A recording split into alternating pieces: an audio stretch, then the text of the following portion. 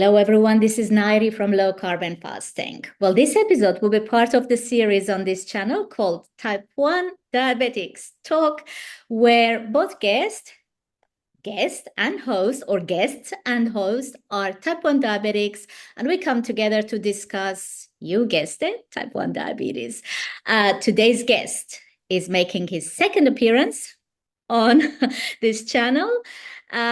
He's our beloved, well-known Dr. Ian Lake from the UK. Now, Dr. Lake was diagnosed with type 1 diabetes as an adult, so it was a LADA diabetes case. And Dr. Lake is also a GP in the UK. Dr. Ian Lake, welcome to Low Carbon Fasting. Hi, Nayiri. Thank you very much for having me back again. Goodness. I need to explain myself. It's a pleasure. I can have you here anytime. And there's so much to discuss. I mean, today, I really want to dedicate this episode to fasting. Yeah, great. So when I first started low carbohydrate diets, it was 2015. There wasn't much information online. And it was because I came across one of Dr. Jason Fung's videos where he was talking about diabetes. It was type 2 diabetes, but he was talking about reducing the carbohydrates and fat metabolism. So I thought I should be able to do that. And then one video led to another. This is how the YouTube algorithm works. And then there was another video by him. He was talking about fasting. And I thought, again, it wasn't about for type 1s. But again, the concept I thought I should be able to apply to type 1. I went to Facebook, and there were a few type 1 groups. I started asking if anyone else has tried this before. And I was like threatened that is extremely dangerous. I shouldn't even be posting things like that. I will be banned from the group if I ever talked about type 1s and fasting. And so I created my own group. I thought, I'm going to do this anyway. I went to PubMed and I tried typing up type 1 fasting. I couldn't find any concrete reason why a type 1 diabetic, as long as they were managing their insulin properly and blood sugars, couldn't fast. I couldn't find any articles that talked of the dangers of fasting. So I went ahead and did it. Created a group, and just as I was embarking on my 5-day fast, that was my intention at the time, Dr. Ian Lake, you were pioneering the 0-5-100 project. Did I say that right? Always getting 0-5-100 project. 100, yes. Where Dr. Lake and one other type 1 diabetic participated in a 5-day fast where they covered 100 miles. Tell us about that project, because that project gave me the confidence to go ahead and do my 5-day fast. Yeah, thank you for bringing that up again. It was born out of frustration, nothing more than that.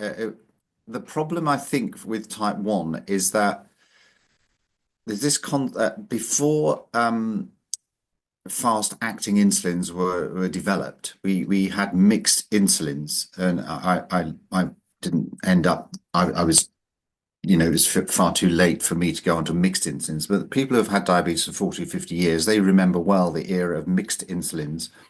So you had to inject twice a day an insulin that had a mixture of rapid-acting and long-acting, and you had very little means. Nobody had CGMs in those days, so it was all about finger prick testing, which is a little bit restricted in most cases. And it's quite a hassle to do finger prick testing all the time anyway.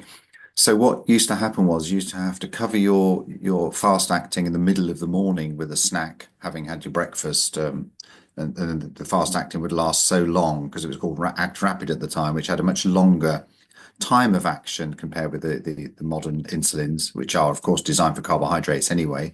And then you had to have your lunch, and then you had to pick up the effect of the long-acting insulin with a snack, and then you had your evening meal with another type of insulin for your twice daily mixed insulin. So it all became a bit of a routine that when you took insulin, you had to take carbohydrates because otherwise you'd go hypo, and there wasn't the subtle means like continuous glucose meters, which I hope all type 1s have access to now. A subtle means of managing trends in your glucose levels. So it became the rules really, and they were sensible rules that if you had mixed insulin, you had to be eating pretty well most of the day in order to prevent hypos, which were unpredictable really because we didn't have the means of measuring.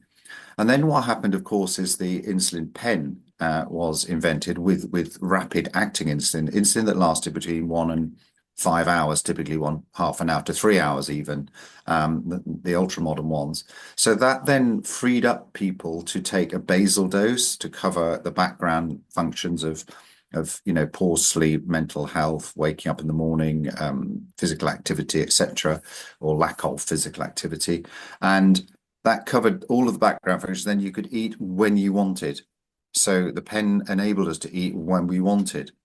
And of course, then what happened was that at the time that pen was invented in the early 80s, the world was embarking on this experiment of eating low fat to prevent heart attacks. And of course, we had the American food pyramid, and in the UK, we had the Eat Well plate.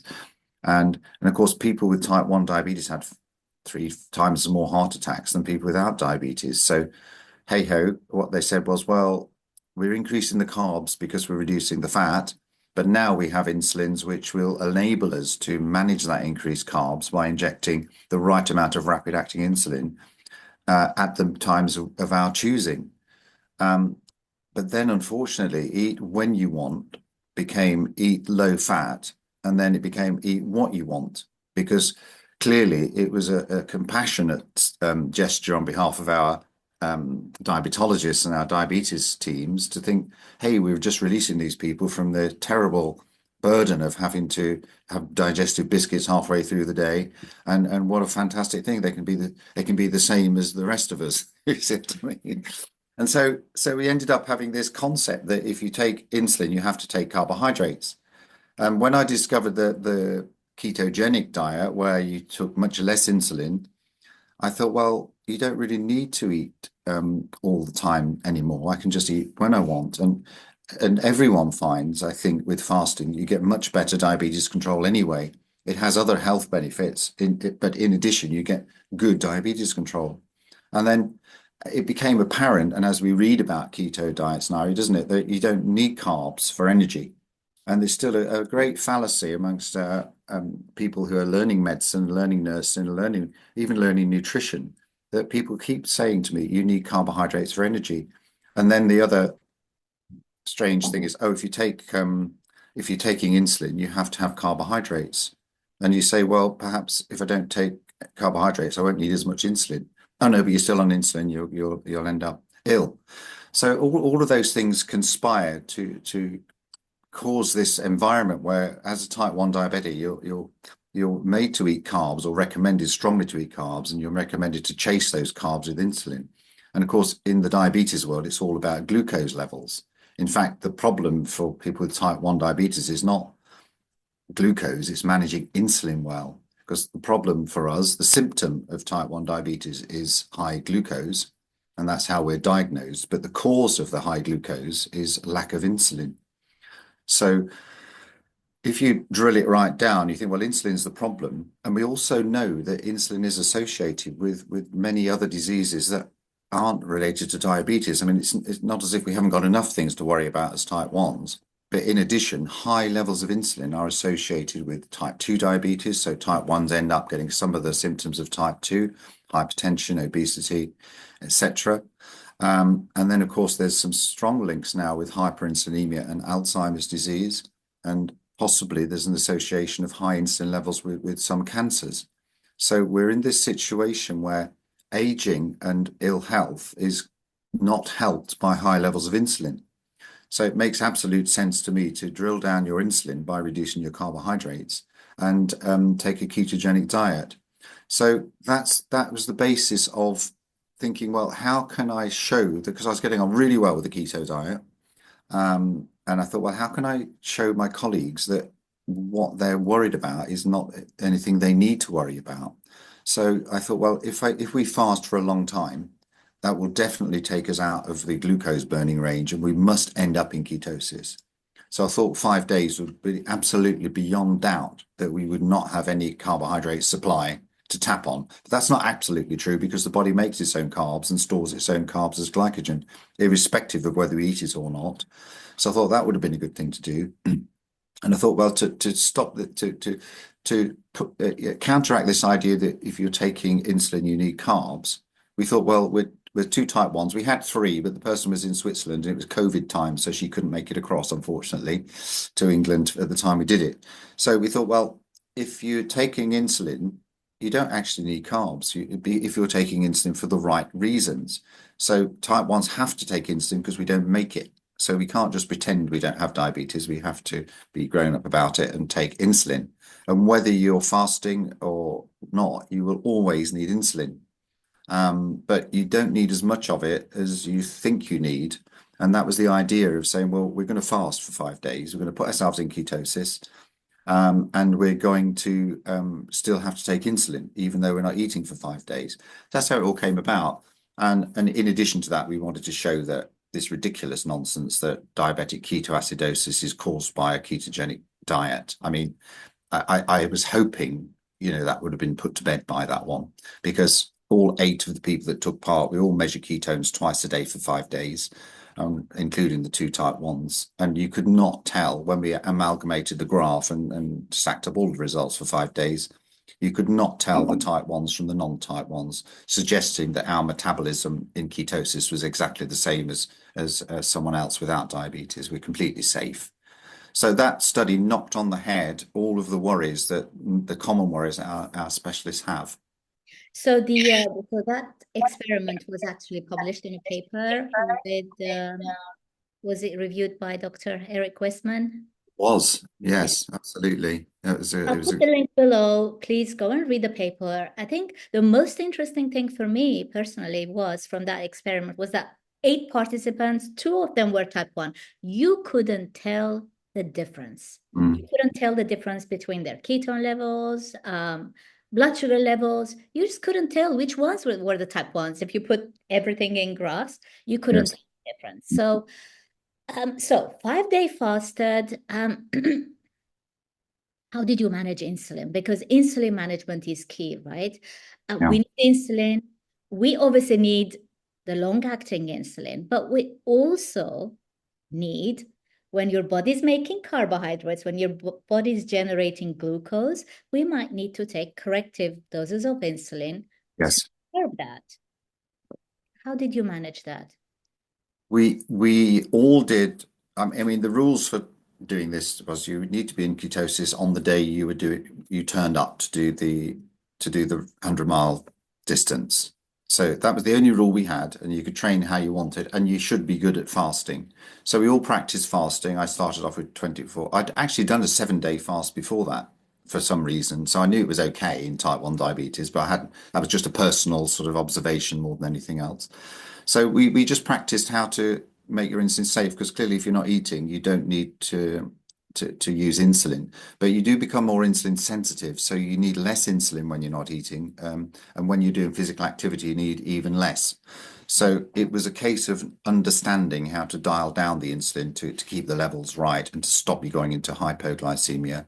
Um, and it became an art form, and everyone did it in their own way. So John Furness, who did it with me as the other type 1, he used a slightly different strategy to me, but it was a case of dialing down the basal insulin really, and we got ours down. I think I got mine down to 4 units a day, and he got down to 2 units a day, and my typical basal will be 16 to 18 units a day.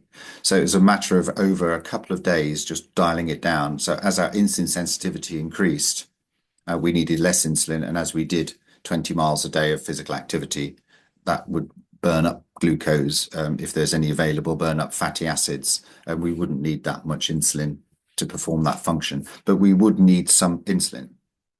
None of us were under any illusion that we wouldn't need insulin. It's just that we needed a lot less. So it's surprising how, and all of our other 6 non-people without diabetes who are running with us, I'm sure their insulin volumes would have been roughly the same as ours.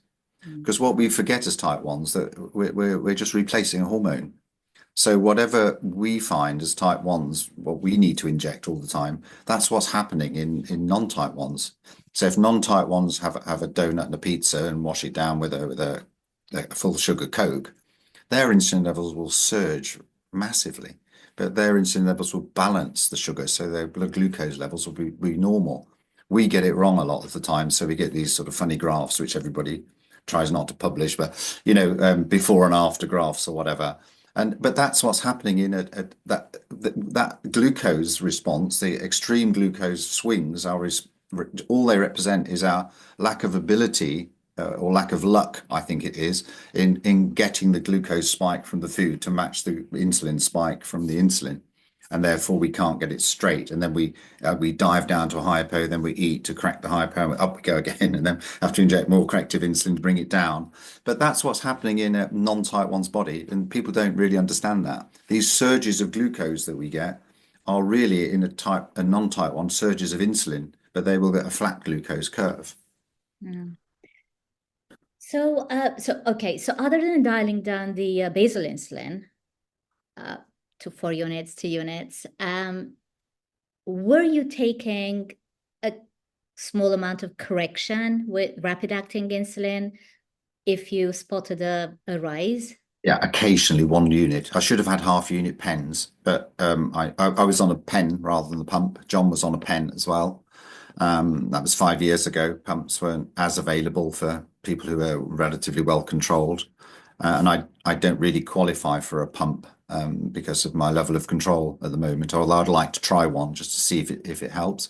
So we dialed down, but if we noticed our blood glucose going up, we added a correction dose. So even though we were running 100 miles in 5 days, we still needed rapid acting insulin to correct any requirements for insulin en route. So it's not just about food, you see. And that's the thing. We're not eating. Our glucose is going up because we have really good insulin, physiological insulin levels, almost the same as the people who were running with us who didn't have. But occasionally our bodies would be required to make more glucose because we're not eating glucose, but our brains and other parts of our red blood cells still need glucose. They can't use any other fuel. So our body makes that internally. And if it makes a little bit too much, or if we're doing a little bit more anaerobic exercise, which requires sugar, our body will nudge the sugar up. And of course, a non-type 1 wouldn't even notice that because they would just themselves push out a little bit more insulin, but we have to be aware of that and inject a bit more. Mm-hmm. And I think so the opposite would have been true as well. So if you noticed blood sugar low or dip, you corrected that with glucose, right? It's all a balancing act. It is indeed, yeah. But the good thing about that is when you get really near normal levels of insulin, your natural ability of your body to recover the blood glucose kicks in. So your adrenaline response, your cortisol response, possibly your glucagon response, all the hormones that raise blood sugar, they're almost in harmony with your net level of insulin, which you've got down to near normal levels. So they can operate to do that. If you've got far too much insulin on board, your poor old hormones that counteract hypos just cannot operate efficiently because there's so much insulin, it overwhelms them. So then you have to take a lot more sugar or glucose to counteract the hypo. So yes, I needed, I think, 6 glucose tablets in 5 days because I think I was so well balanced that I didn't need much. But yes, if you go low, you take glucose. If you go high, you take insulin. It's just the same way. Mm-hmm. So what are the dangers of extended fasting? Because I think it's called extended fasting. It's not a terribly long fast, but 5-day fast is an extended fast. So what are the dangers and what are the things that someone who's just trying or contemplating on doing one, what are the things that they need to watch out for? First of all, with fasting, you need to understand how to dial your insulin down. So be on it right from the first day you start fasting. Even if it's an 18-hour fast, you need to recognize that you might need less insulin if you're doing it regularly.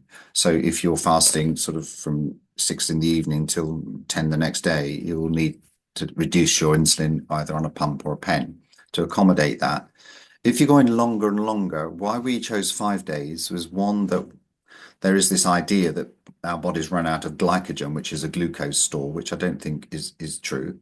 I think our glycogen stores are always topped up, but there's this idea that after a couple of days you'd run out of glycogen, then be relying on fats, and you won't be able to recover glucose. Of course, that doesn't seem to be operating in the real world. And so I'm sorry, I've just lost my thread for a second. Yeah, there's the idea that of that. Plus, we wanted to extend our fast, so we were absolutely in ketosis. So we made absolutely sure we were in ketosis. But if you carry on in ketosis for too long, we chose 5 days because we wanted to do 100 miles. We thought that's a significant distance, that will catch the attention of people. If we did 60 miles, it's not quite the same as. So we wanted to do 100 miles. And the other reason we wanted to do that is that the talk at the time was, oh, you've got several thousand, 50,000, 100,000 calories of fat in your body. And I thought, well, why not demonstrate that we can actually access that fat and use it? So we use 25,000 calories of my 80,000 calories store, but I've got a normal fat mass. So everyone's got a lot of fat on board. So we wanted to drain that down. But if you fast for too long, at some point you will need to provide protein for glucose. Okay, so protein gets broken down to glucose in order to provide some of the glucose to keep your blood glucose levels normal. And then you get the rest, of course, from the breakdown of fats as well. But if you go too long into fasting, you will start to break down your protein, and that is then called starvation. But until that moment happens, you're using your protein. We have lots of protein turnover in our bodies, and you can use some of that protein to make glucose. That's not a dangerous situation. But clearly, you can't fast forever. We know that these poor people who can't get food every day, and they don't do very well because they use their muscles to provide some of their energy for sugar, and they haven't got any fat left on them because that's all burned up as well. So you have to be careful that, extended fasting can end up causing problems because the body is not really designed to fast for that long. But you have a lot of muscle, and you can use that. You can scavenge your muscle for energy because you won't have much energy to move around anyway.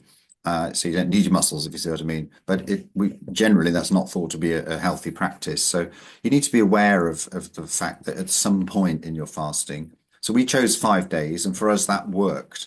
So we were measuring through breath testing whether we were fat burning or sugar burning, which is a proxy for protein breakdown at the end. And we showed that for 5 days we were all fat burning, and we weren't burning any of our protein up based on that breath analysis. So we felt that we could go 5 days. We felt if we went for 7 days, which everybody was up for, we might start to show signs of starvation. And we didn't. This was nothing to do with the last person standing. This was not some macho, we're really tough guys. It was just to be a scientific experiment to try to put to bed all of the concerns that the medical professionals have about insulin is needed for if you're taking sugar and you don't need sugar for energy and all that. So we put all those to bed. So they're the things I would worry about. You have to say, well, why do I want to go on a longer and longer and longer fast? And is that going to turn out to be healthy for me? And I think at some point, and Nari, you're much more expert than me on this, but at some point there will be a limit to the benefit. So, people do fast for 24, 48 hours, sometimes 72. But in the longer term, you will start to get into trouble. What do you think? I think so. You alluded to the protein wasting or the muscle wasting, and that's people who are against fasting. That's the first argument they usually mention. Well, you're going to lose muscle. What I noticed, because I did a 5-day fast and I've done, I think, a 4-day fast. So it was just to prove a point that it can be done if you are type. It's not Yes. because I have excess. I don't have excess weight. Mm. Obviously, I will have fat calories like everyone does, but my intention isn't weight loss. My intention was to prove a point that it can be done if you are type 1 diabetic. But Exactly. you have to do it safely, obviously. But But coming back to the muscle waste thing. So during my 5-day fast, I didn't exercise. I usually go resistance training and weightlifting. I didn't do anything because I didn't want that variable affecting the blood. Sure. So I Mm. just wanted to see, but in fact, I was even worried. I mean, there wasn't much guidance back then. So this was 2020, I think I did it. So 21, just after Mm. your Yeah. That's 2021 then, yeah. 2021. So I didn't know much about, I didn't even take my supplements. Okay, so I don't Mm. take that many, but I take vitamin D3. Here in the UK, we probably Mm. need that. So, and obviously I take magnesium glycine. I didn't take any of those. I just Mm. was worried that they might have some kind of an impact. So, okay, at the end of the 5-day fast, I took a picture of me. I've taken a photo of me before I started the fast and after. And you can tell kind of my muscles were weakened. I felt Mm. that. I felt like my muscles on the arms, and not that I have prominent muscle mass, but I felt that they were kind of weakened. Mm. But when I hit the gym, right the day after, went to the gym, one session of workout, I was back to exactly where I was before the fast, Yes. exactly where I was. Mm. And so if one session of exercise, this is so Mm. people think that, okay, if you've wasted the muscle, they're gone, they're not coming back. No. Maybe I think we're mistaken. In my opinion, I think we're mistaken. We're calling it muscle wasting, but it's actually that the muscles get weaker if you're not working them. It's not that you're losing them. They're there, but they're not, but they're just weaker, maybe. Yes. We Yeah. haven't lost them. They came No. back. And so I never worry unless it's longer than 5 days. Mm. Don't worry about wasting muscle mass because Yeah. it didn't happen to me. I think we proved that quite effectively with 8 people, none of whom went into anything other than fat burning. So we were not scavenging our protein at 5 days. So we didn't extend it beyond that. So I can't say, but that's the reason we limited it to 5 days, and it worked for us. I think the other thing is, we all like to think that we can keep protein mass and muscle mass, and that's generally thought to be a good thing as we get into older age, and that's probably right. But if you break your leg or you break your arm and end up in a plaster for 6 weeks, and you take your arm or leg out of plaster, it's withered away because the muscles haven't been used. So the body says, "Oh, thank you very much. I'm not going to spend all of my energy building up muscle, which you're not going to use it." But they build up back very, very quickly. You soon recover the function if you're using it. So with us two sitting here right now, we're not using many muscles at all. So our muscles are thinking, well, thank you very much. I'm not going to spend all my energy building my muscle mass up. I'm just going to, build up the muscles that this person's using right now. And that's how, of course, we age, don't we? We do less and less exercise, and our muscles get weaker and weaker. We sit down, so our core muscles get weaker, etc., etc. Our thigh muscles wither, and then we do less and less and less. So we use the car more, we use stair lifts more, we use escalators more, and eventually, even just sitting down, we can't stand up without putting our arms on a chair to get up because we haven't got a core. And if we don't do physical activity regularly, we will naturally, as you say, our muscles will naturally stop developing because there's no need for the body to develop muscles which are not going to be used. It's hugely energetically expensive. So getting old gracefully is to keep exercising regularly to keep your muscles all functioning well. And you do notice that those people that can just get up from a chair without having to put their hand on their arms, they're pretty fit, even just looking at them as a doctor and calling them from the waiting room, which we do in our country, while in our surgery, as soon as they've got up from the chair, how fit they are. Because whether they spring up or whether they use their arms, it's a sign, you see, to give you Yes. an idea. Yeah. Interesting. That's probably a sign of inflammation too, because if you're in Possibly. pain, your Yeah. Yeah. joints are hurting, and Okay, let's talk about insulin sensitivity. So, during the fast, you noticed that you were getting more insulin sensitive. Mm. Um, what happened after the fast? Because that's one thing that I get mixed reports in. Obviously, in my group, people fast, people go on 3-day fast, and some people say, as soon as I started having a meal. Like my first meal, my insulin, my blood sugar just shot up. My insulin needs shot back to where they were before. With me, for at least for a minimum of 3 weeks after my fast, I was relying on less and less insulin.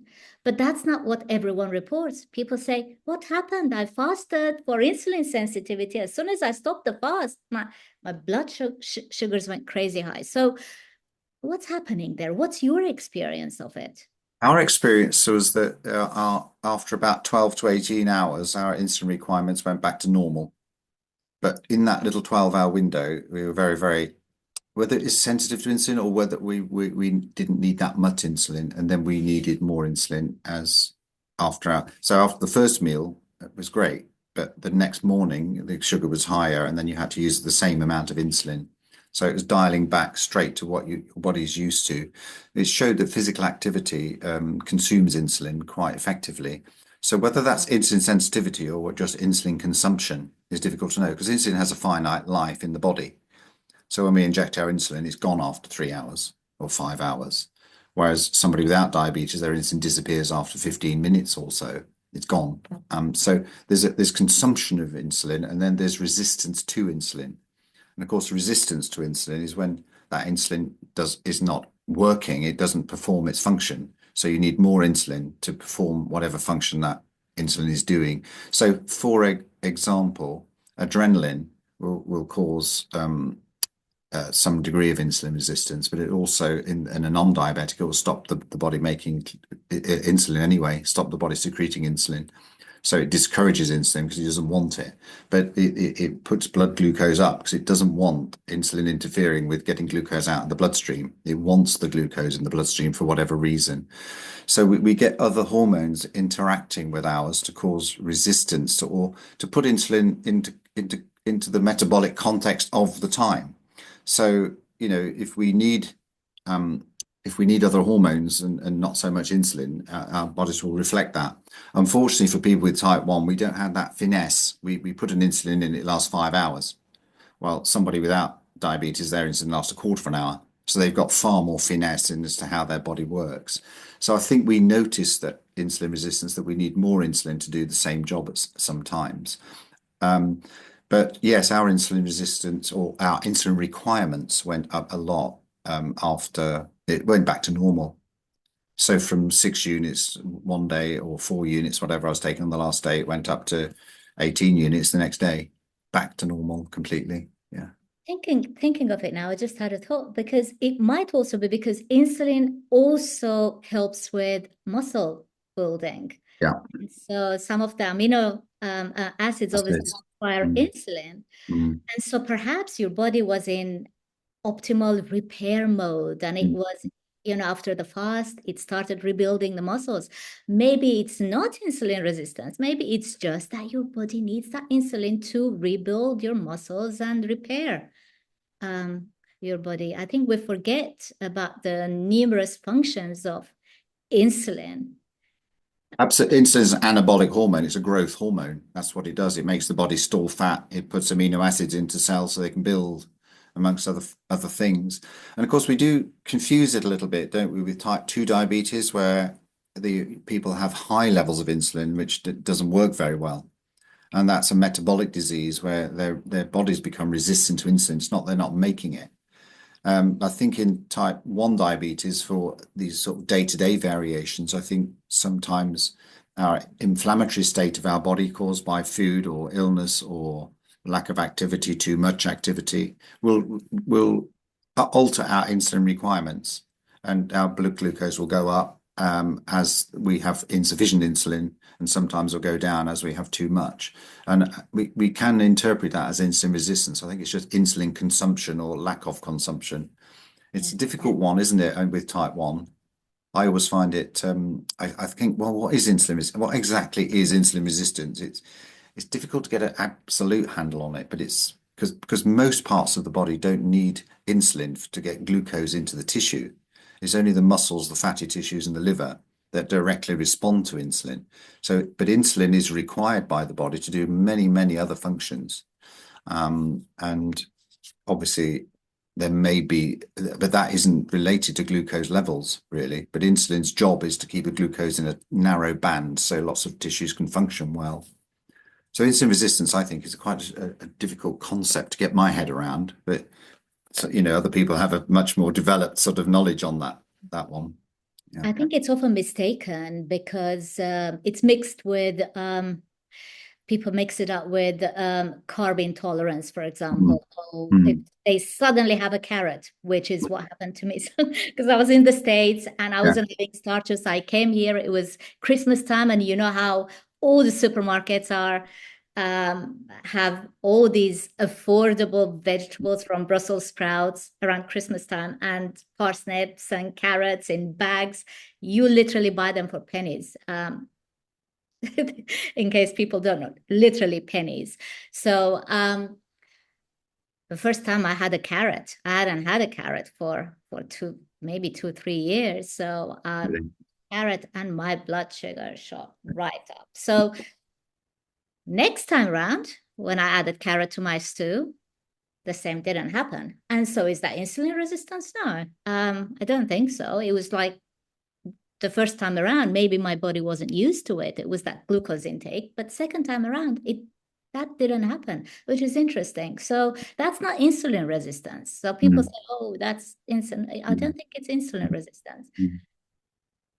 Okay. So the other thing we're talking about is right when I go to the gym, right? So my blood sugar rises.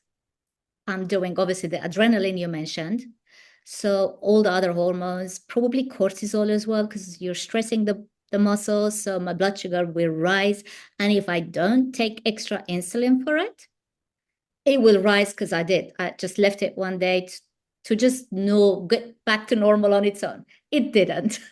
So I don't know if it does in other type ones, but it didn't to me. And it was like, I hit 12 and it was heading that way, maybe very close to 12. I thought, no, this is crazy. I really need. And it was strenuous exercise, but I needed this. On days I do go to the gym, I don't take that extra insulin. Mm. So, insulin in the context of exercise, muscle building, in the context of protein, Mm. is that as bad as insulin, say, in the context of, hey, I had a donut, so I need insulin for it? So they're completely different contexts, right? One is a healthy context, the other one isn't. Mm. Your thoughts I on mean, that? I have this concept now called I think blood glucose will follow good insulin management. So it's not always about just managing sugar. I think we've got this idea that we're going to all be bolted onto artificial pancreases called pumps with sensors, and then we can just eat what we like, do what we like, and our blood glucose will go all day. Now, that might be the case. It's not going to be the case, but I think it depends on how much insulin you're going to use to get there. So we're chasing blood glucose levels. We should be using our insulin wisely. Because if you use 1,000 units of insulin to get a flat glucose trace because you're eating far too much of the wrong sorts of food, in my opinion, is that healthy that you're using 1,000 units of insulin a day when someone without type 1 diabetes uses probably 15 to 20 units of insulin a day? And I don't think it is. So this concept of optimizing insulin for all routes of health. So as you were saying, to optimize insulin for diet, you require to cut your carbs down because carbs are the biggest driver of blood sugar by far, and then protein. But for physical activity, you will get an insulin requirement or lack of requirement. So you have to understand that physical activity will affect your insulin needs.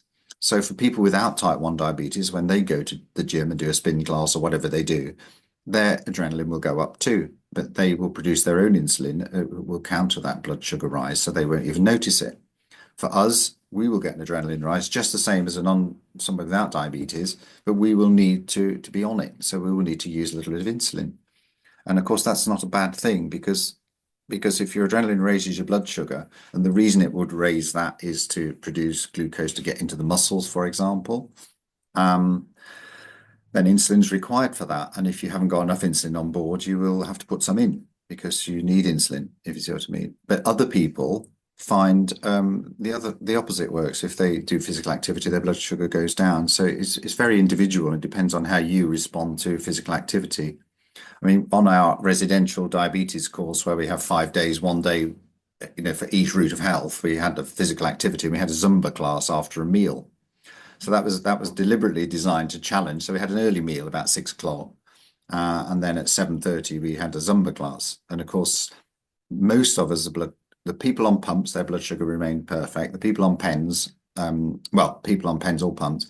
One person's blood glucose shot up, and two people's went down into the hypo range for exactly the same food and exactly the same amount of activity.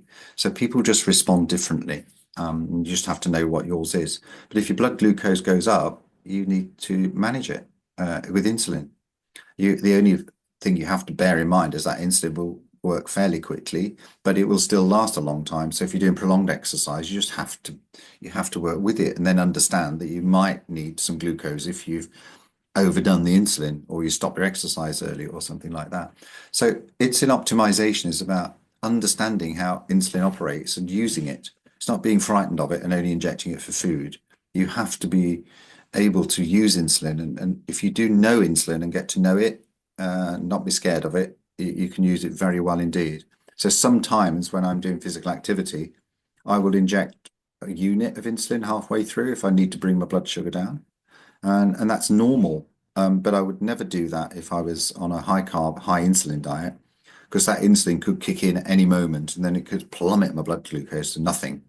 And then I'll be, out of it. Whatever happens if you're doing a long distance run or something and you have to stop for 15 minutes waiting for everything to catch up, it's quite frustrating. So it's so much easier for lazy people like me who, haven't got really much time for insulin management to be on it. So then you don't worry too much about the highs and lows and whether you're going to go hypo that minute or whether you're going to be hyper. You're just pretty well flat and you can predict it. See, most of the time on a low carb diet, you can ignore your diabetes in the sense of it becomes easy to control. You can never ignore it, but it becomes so much easier to control. So yeah, then fasting plays a part in that because it improves your insulin sensitivity. So if you're fasting, you don't need to. I haven't eaten today for this. I don't even need to worry about my blood. In fact, I don't know what it is. In fact, my phone's downstairs and I'm upstairs and I don't know what my sugar is because I haven't got my phone to tell me. But I know it's going to be absolutely fine. But I do have some glucose tablets just in case, and that's part of the life of a type one. Oh, you got the orange, nicer, I've yeah. got the orange one. Yeah, I carry that with me, obviously, and I carry it while I'm walking around with my pump on me. So Yeah. insulin and glucose I always look at them as Mm. medicines because to balance our blood sugars, we need to be able to use Yeah. both. We need to use them smartly. Okay, so we talked about fasting. Fasting puts you in a state of ketosis. That's Mm. nutritional ketosis. Yeah. Yes. Why? Why do some medical professionals worry about ketosis? What do you think is happening there? Oh, no, you are type 1. You shouldn't do fasting because you will have ketones. And ketones are ketones is what like scares them off. So let's talk about nutritional ketosis for the second time because we discussed this and I even created a shorter clip from our previous interview discussing the difference between nutritional ketosis and ketoacidosis. But I think it's still relevant. So many people still don't understand it. And in the medical world, diabetes nurses don't understand it. Diabetes consultants don't understand it. Let's talk about ketoacidosis and how it's very different from nutritional ketosis. You want me to start? Mm-hmm. This is a very interesting topic for me because I work in the medical profession where there are significant numbers of people, embarrassingly high numbers really from my perspective, who will keep saying, oh, you're on a ketogenic diet, so you're going to be at risk of diabetic ketoacidosis. And just because the word keto is in diabetic ketoacidosis and ketosis, it does. If I say I misunderstand you or I understand you, they are totally different words and have a totally different meaning. So nutritional ketosis and diabetic ketoacidosis are totally different things and have no relationship to each other at all. But there is a caveat to that, so I'll bring that in at the end.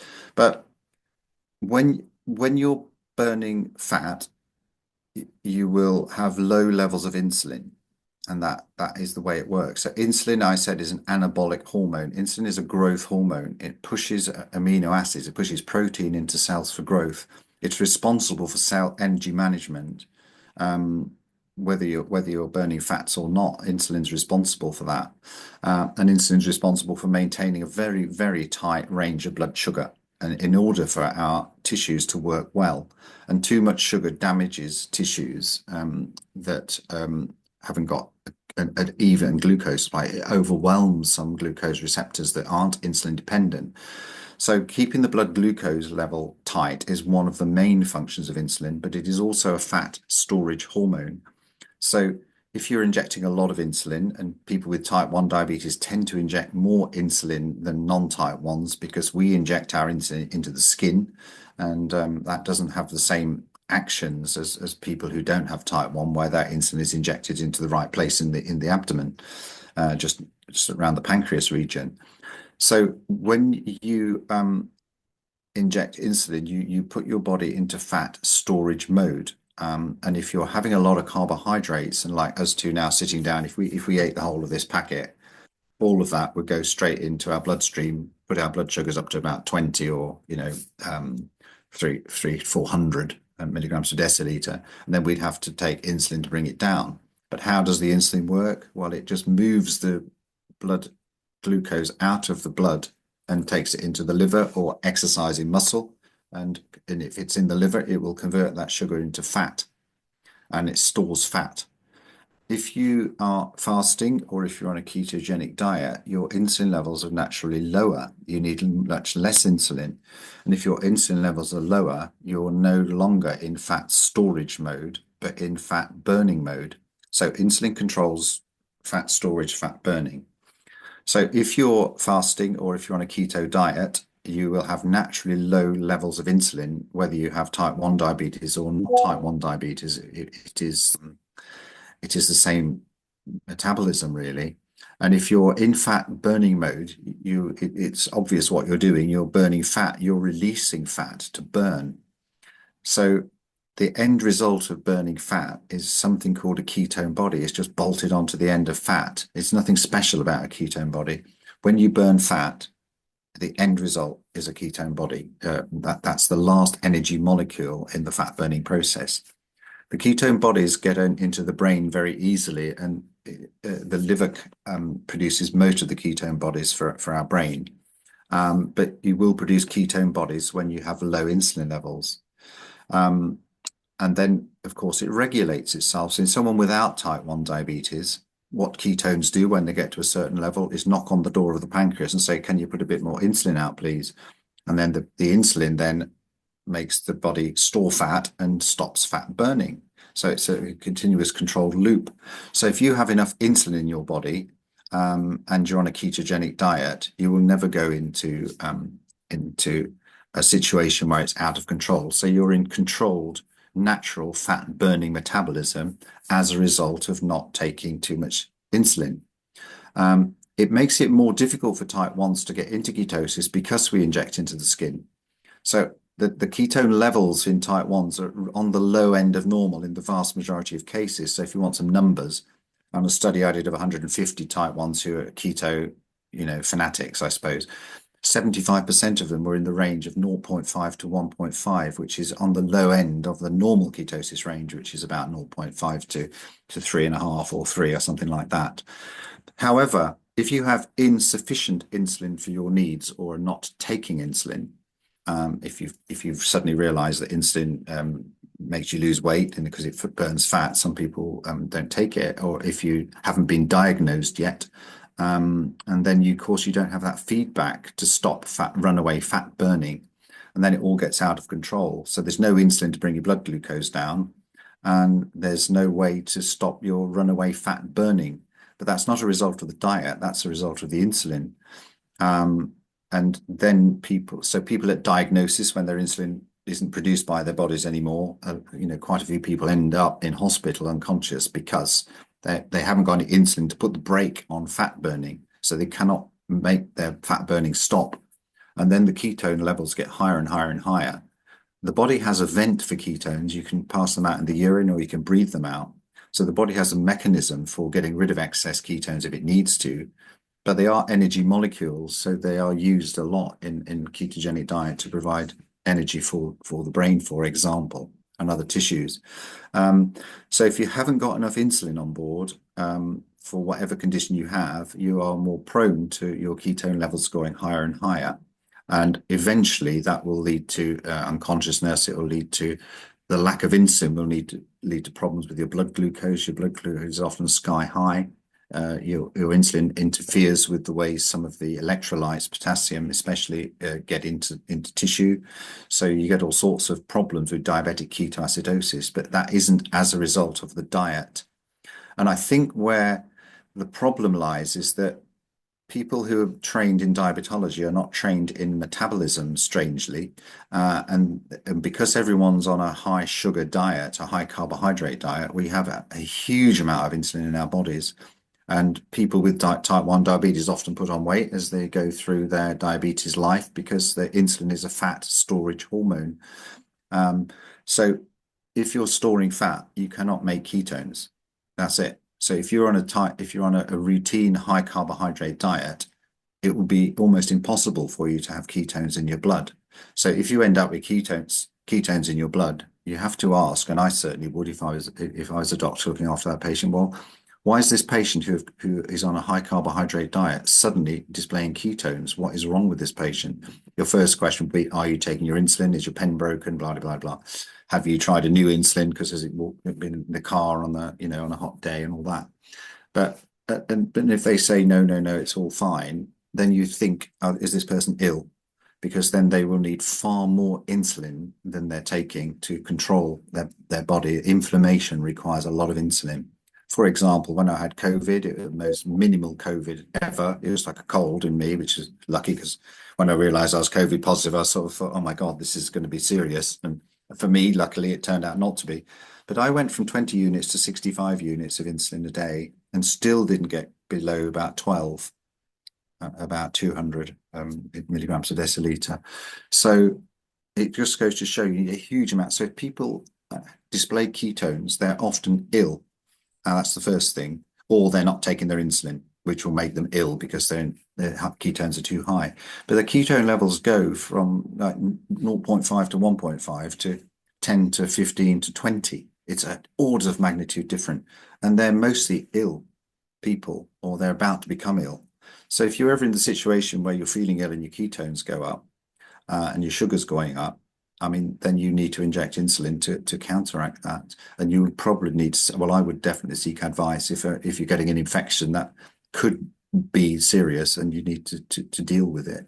But routine nutritional ketosis, just choosing not to eat carbohydrates, is not a risk factor for diabetic ketoacidosis any more than having high carbohydrates is. But if you are in a fat storage mode and you cannot free up ketones and then you suddenly present with ketones, then yes, that would be a worry for me as a doctor. But if somebody like Nayiri said, no, I'm on a keto diet, so that's fine, absolutely fine. And then just do the routine checks to make sure that everything else is fine. But so it's impossible really for a normal ketogenic diet to cause diabetic keto. They're totally different things and caused by an insulin management problem. But it's not as a result of the diet at all. It's completely wrong. If anybody tells you that, I would personally go and say, well, thanks very much, but can you offer me another person who actually understands this thing, really? Yeah, it's really, this is an important topic, and I think it's what scares most people off. And you talked about the importance of insulin. Yes, we are not, when you are in ketosis, you are not eliminating your insulin. You're not throwing out those pens saying, I'm on a keto diet, I don't need my insulin anymore. Obviously, that would be dangerous. So having sufficient amounts of insulin on board is important, whether you are on a Mm, keto diet mm, or even mm, you're mm. fasting. You still need your, Insulin. Mm, unless, of course, you're producing endogenous insulin and mm. you've just recently been diagnosed, a lot of diabetics, for example, it takes them years and they still produce some insulin. When they go on a multi-day fast, sometimes their blood sugars are like 4.4 and they're staying there and they're not taking their insulin because they are still producing some insulin. But if that's not the case with you, you need to take your insulin. Okay. I do you measure your ketones, by the way, routinely? Occasionally, I'm always about zero point 0.6 to zero point 0.9, always, whatever I'm doing. It's the same with me, zero point 0.1 even, or 0.2. So Yeah. very low level of ketosis, but that's fine, right? And that's safe. Take my insulin. And do you do intermittent fasting? Every day. Every day. So I'll probably eat today at 2-ish, something like that. That's just normal. You get used to it, and the reason I do it is not, well, partly it's health reasons because intermittent fasting seems to help the body to repair itself better and reduce inflammation. But I find that in the mornings the glucose levels go up unacceptably high, probably because the dawn effect when you produce cortisol and adrenaline, and that raises your blood sugar, and then correcting that on top of eating is just too much hassle, really. So I just choose not to, and then it stays okay. I still use a small correction dose of 1 unit without eating because that is to drop if you know how to manage your insulin well and you know about insulin sensitivity, that 1 unit will probably drop your blood sugar by X amount, 2, 3, 4, up to 20, 30 sometimes, then you've got total control of everything. So it's insulin optimization, it's managing insulin well. I That's the like thing. that. It's all Mm. about insulin optimization, and what I call it is like about blood sugar. It's blood sugar maintenance is like a balancing act between Yes. glucose and Yeah. insulin. Mm, mm. Dr. Lake, it's been an hour. Thank you so much Goodness. for your time Mm. today. You're probably going back to work, so I'm going to let you get on with your day. Thank you so much for this. We should do it again. Yeah, thanks for inviting me on, and I hope it's been of use to some people. Thank you. Thanks, Nairi. Thank you. Bye bye.